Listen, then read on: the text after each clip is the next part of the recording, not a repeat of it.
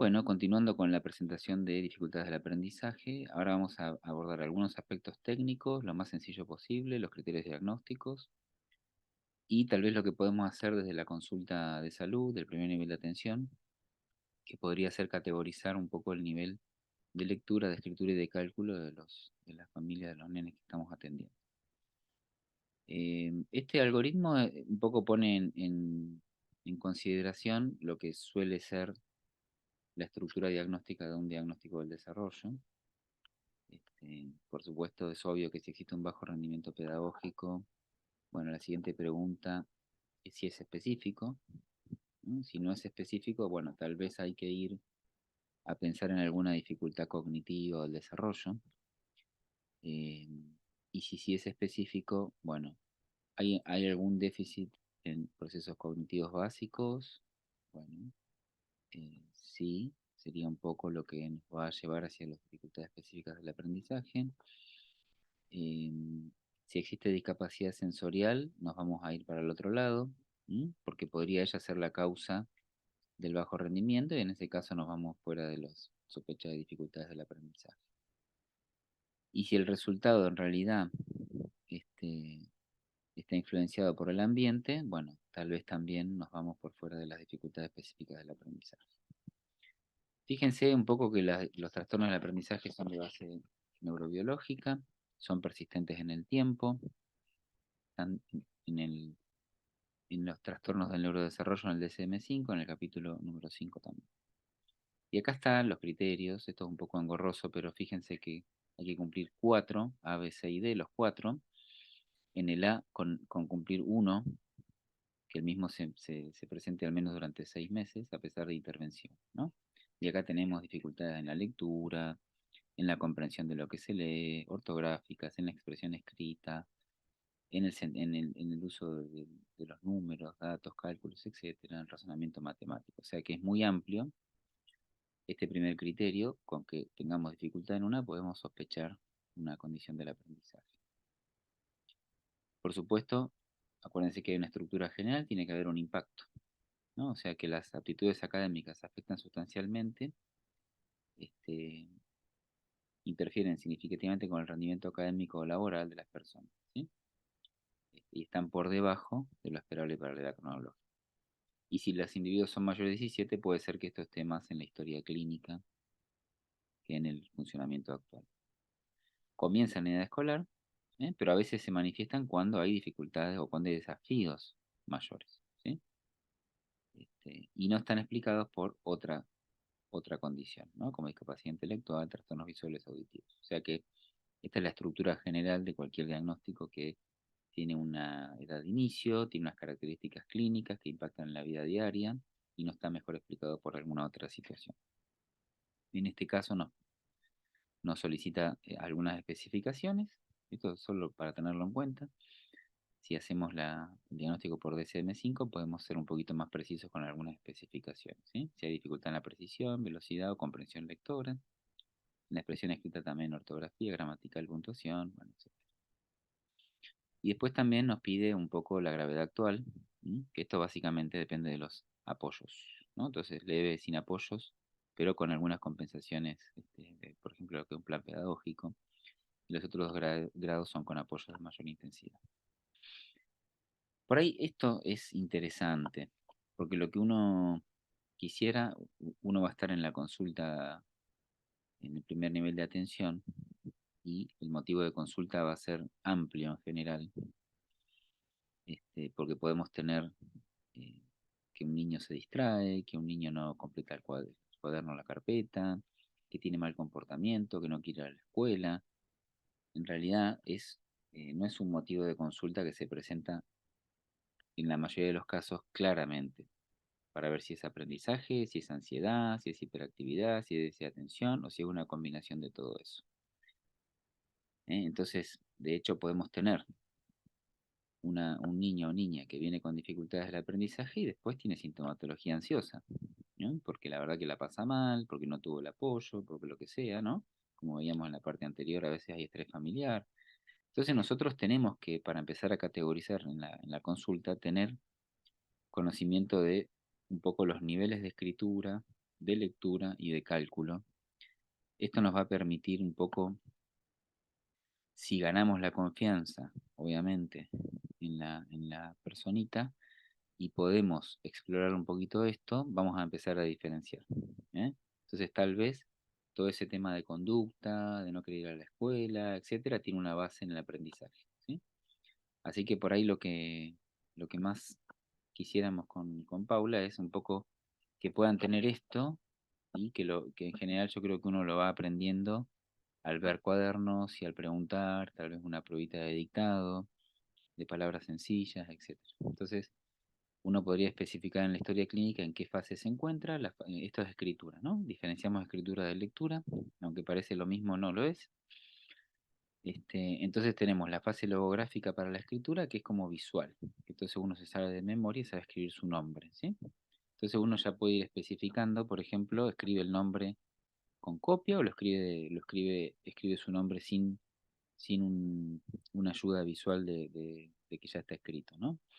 La fase alfabética tiene dos subestadios. La silábico-alfabética es cuando dentro de una sílaba pueden colocar una de las letras, en general la vocal, y la alfabética es cuando ya pueden de alguna manera escribir con cierta correspondencia entre el sonido y lo que están produciendo escrito. Y la fase ortográfica ya vamos a ver ahora cuando veamos la ortográfica de lectura, que es posterior a ella. En la lectura también tenemos la fase logográfica, que algo escrito globalmente lo puede leer, palabras como mamá, papá o algunas palabras de interés. ¿Mm? La fase alfabética es que hay unas reglas, digamos, grafema, fonema, que son conocidas y puede decodificar esos fonemas, ahí tienen los rangos de edad. ¿Mm? O sea que tenemos, en general, podemos ir dividiendo la complejidad de la estructura silábica. ¿Eh? En general, la estructura silábica de dos letras, o sea, y en general consonante vocal, esa estructura, como por ejemplo en ma, en pa, ¿sí? En la, es esa estructura. Después se puede ir complejizando la estructura, ¿no? Porque puede haber una palabra o una sílaba, mejor dicho, que tenga consonante, vocal, consonante, o puede haber una que tenga consonante, consonante, vocal, ¿sí? Como por ejemplo pro. Entonces, por lo menos podemos ir viendo nosotros en la consulta si ya logra leer, lo mismo para escribir, y si tiene esta correspondencia y qué complejidad de sílabas puede tanto leer como escribir. La fase ortográfica ya implica que de un golpe de vista puede leer grupos silábicos o palabras, o las raíces de las palabras. ¿Mm? Entonces esta es previa a la fase fluida, que ya existen las reglas de puntuación y la velocidad lectora. Entonces nosotros, un poco preguntando, vamos a poder saber en qué fase de lectura y de escritura se encontraba. Para el tema de las matemáticas, bueno, vamos a pensar, vamos a hacer un parate acá. Para la lectura hay precursores también. Por supuesto, el desarrollo del lenguaje predice la lectura. Como veíamos en el caso, ¿no? Aunque un niño tenga una dificultad de lenguaje, esa dificultad haya mejorado, ese niño tiene más riesgo de dificultades en la lectoescritura. Por supuesto, las funciones ejecutivas en general, la regulación atencional y emocional, eh, también, y la conciencia fonológica. ¿Mm? O sea que nosotros podemos también ya evaluar antes del primer grado conciencia fonológica. De hecho, bueno, sería deseable que así como evaluamos alfabetización y nos preocupa en general en la primaria, en el preescolar también sería bueno porque uno le pondría un poquito más de atención a esos niños con dificultad en la conciencia fonológica. ¿Sí? La conciencia fonológica sería un poco, bueno, eh, pensemos un poco, a ver, todos aprendemos el lenguaje es muy complejo.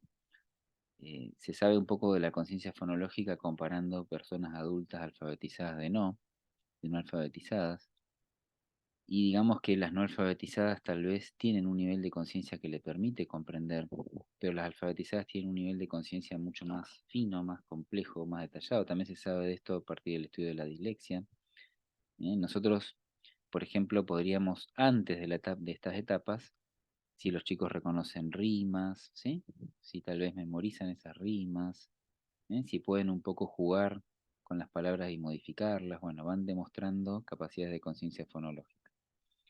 Y por supuesto, al aprender las vocales también, ya podemos incluso antes del preescolar evaluar un poco si pueden reconocer el sonido inicial de una palabra, que comience con una vocal o el sonido final.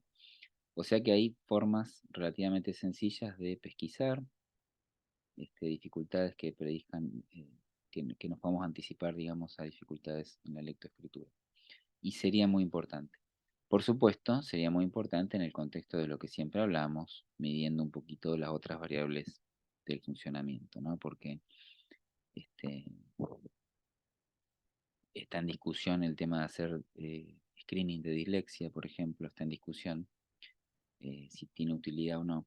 Lo que nosotros vamos a saber es que evaluando un poco a la familia, vamos a ver si no le vamos a cargar estrés o si le vamos a dar de pautas que van a hacer. Entonces, si vemos dificultad en la conciencia fonológica, recomendaremos canciones, recomendaremos que le lean, recomendaremos juegos un poco vocales que impliquen un mayor procesamiento de ciertas sutilezas fonológicas.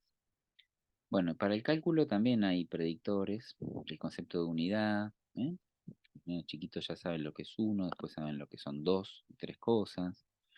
Ordinalidad, un poco en el orden, ya te dan el conteo secuencial, ¿sí? O a veces el hermano mayor, también son como conceptos que nos van diciendo la posibilidad informal de sumar y restar, ¿sí? Dame otro, quiero otro, bueno, a ver cuántos tengo ahora. Estos son cosas que ocurren antes de los 6 años, del primer grado, y que predicen un poquito la evolución. Y acá vamos a poner solo hasta los 8.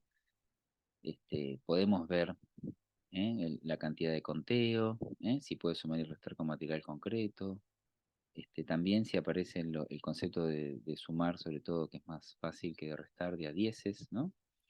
Si tengo 20 y le agrego 10 son 30 y poder contar de a dieces. Bueno, la descomposición de números, tal vez empiezan las nociones de esta edad. ¿M? Después el conteo hasta 1000, sumas y restas con dificultad, problemas matemáticos simples o que tienen un solo paso, digamos, ¿no? Y así sigue aumentando. O sea, nosotros podríamos, ya los 8 multiplicación, después, bueno, siguen otras funciones. La división es un poco más compleja, hay varios algoritmos. Podríamos ver un poco según el medio, según a veces puede haber variaciones, ¿no? Después, mucho más adelante, fracciones, otros conceptos, ángulos, etcétera, formas geométricas, bueno. Pero hasta acá, por lo menos en la consulta de atención primaria, deberíamos poder precisar, no debería ser muy difícil y esto ayudaría un poquito a que la derivación para evaluación psicopedagógica sea lo más prolija posible. Bueno, es un capítulo, tratamos de ir un poquito de costado a dislexia, discalculia, disortografía. También existe el trastorno de aprendizaje no verbal, el trastorno procedimental. em, por ahí no es creo que no es el objetivo que uno en atención primaria especifique el diagnóstico, sí que tengamos la posibilidad de saber si la cosa va bien o no. Y recordemos que vamos a tener una consulta compleja. ¿eh?